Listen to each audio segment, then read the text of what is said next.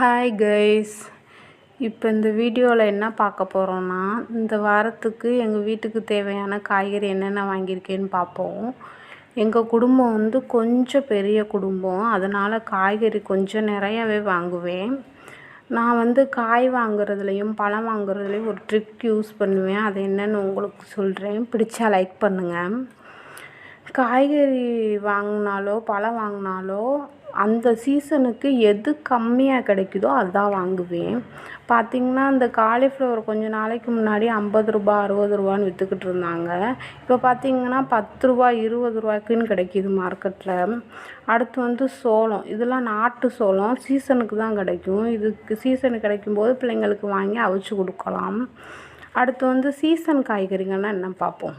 Season காய்கறிகள்னா அந்த சீசனுக்கு தேவையான சத்தை அந்த காய் நம்மளுக்கு கொடுக்கும். ரெண்டாவது நீங்கள் சீசன் காய்கறிகள் வாங்கி சமைச்சிங்கன்னா அந்த சீசனுக்கு அந்த காய் ரொம்ப டேஸ்ட்டாக இருக்கும். விலை அதிகமாக கொடுத்து நீங்கள் காய் வாங்குறதுக்கு அந்த சீசனில் அந்த காயை வாங்கி யூஸ் பண்ணிங்கன்னா விலை ரொம்ப கம்மியாக இருக்கும். இப்போ பார்த்திங்கன்னா இந்த வெயிலுக்கு பழங்களில் பார்த்திங்கன்னா ஆரஞ்சு, திராட்சை, தண்ணிப்பழம் இதெல்லாம் ரொம்ப கம்மியாக கிடைக்கிது. இது இந்த வெயிலுக்கு தேவையான தண்ணி சத்தை நம்மளுக்கு கொடுக்குது.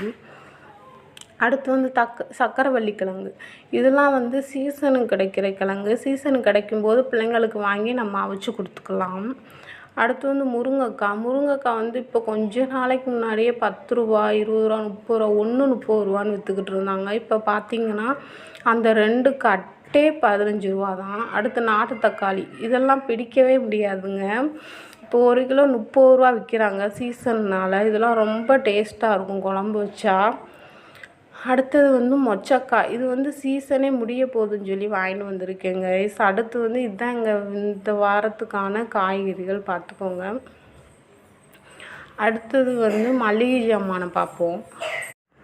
காலையில் பிள்ளைங்களுக்கு சிறுதானியம் கொடுக்கறனால பாசிப்பயிறு, சுண்டல், கேப்பை இதெல்லாம் வாங்கியிருக்கேன் கைஸ். இந்த தடவை கொஞ்சம் கம்மியாக வாங்கியிருக்கேன் கைஸ். இதுதான் கைஸ் இந்த வாரத்தோட பட்ஜெட். இந்த வீடியோ பிடிச்சிருந்தால் லைக் பண்ணுங்கள் கைஸ்.